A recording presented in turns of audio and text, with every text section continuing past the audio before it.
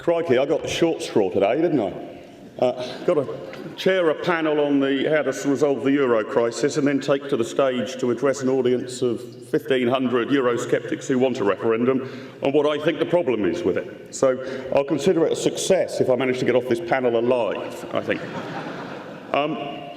First of all, I should say that I'm not against referendum in principle. And I also think that, and talking to the organisers of the event today, I think that there is a moral duty on those who do oppose a referendum at this time to take to the stage and argue why. There are many, many more of you here today than there are camping out in tents by St Paul's Cathedral.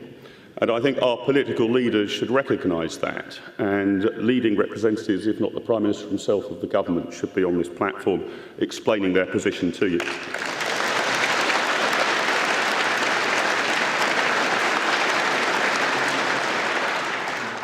So I don't oppose a referendum in principle. I'd like to live in a society in which, in fact, many more referenda take place on all sorts of issues, not just constitutional issues. And I think that the way that our political masters have handled the referendum over Europe question has been quite disgraceful. A referendum was pledged on the Constitution, and effectively changing the title of that document from the Constitution to the Lisbon Treaty did not mean that many of its contents have been changed, and the pledge was not then followed through. The Liberal Democrats, I'm told, until just 3 or 4 days ago, my former employers actually had a website up where you could sign up if you supported an in-out referendum. That website's funnily disappeared over the past 72 hours or so.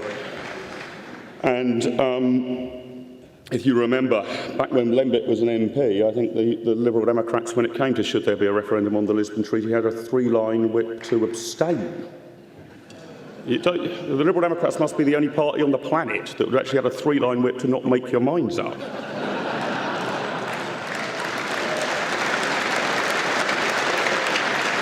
But here's the rub.